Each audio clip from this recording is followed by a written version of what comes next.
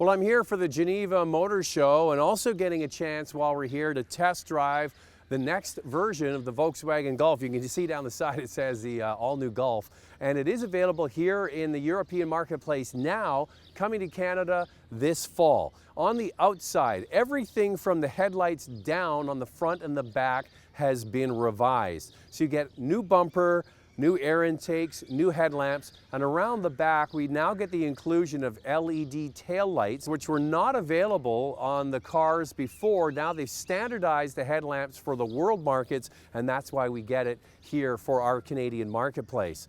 Now the version that we're test driving here is the 1.4 turbo. We're not getting that in Canada. It's going to be kind of fun to drive it. On the inside, there's some new in-dash tech that is coming to Canada. Now the outside and the facelift is nice, but I think more people are going to be excited about what technology you get inside the new Golf. Well, first and foremost, the screen sizes are going to go from 6.5 inches to 8 inches depending on which car you get. So the car we have here, the European version, would be very similar to the Highline we get in Canada, except in Canada you would get leather seats instead of cloth and you would get a sunroof, so probably better equipped. Now the other side of that is the digital dashboard that you see in this car. We're not going to get on the regular Golf models. That's going to be kept for the Golf R and the e-Golf, which is coming this fall to Canada. So that digital dashboard is similar to the virtual dashboard from Audi. So that's new technology. Now, of course, these cars come standard with Android Auto and Apple CarPlay. So those are two significant changes. In addition, the Golf R and the e-Golf will get a 9.2-inch display audio screen in the center when you combine it with the digital dashboard.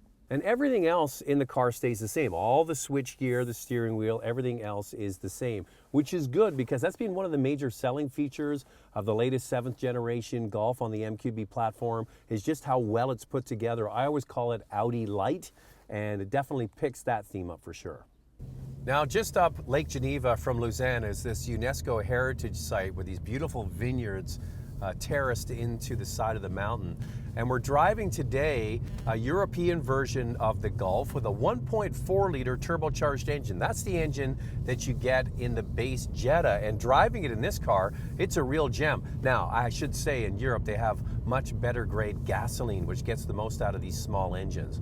So this car is really quite interesting because it's got the small engine, but it's got the digital dashboard, it's got the large 8-inch screen, so it's a very highly equipped version of sort of their base Golf. And that's what you can do in Europe. You can take a small engine and equip it any way you like, and that's the beauty of the European system. In Canada, this digital dashboard, the big screen, will be kept for the high-grade cars like the Golf R and the e-Golf. Now, I didn't mention one thing.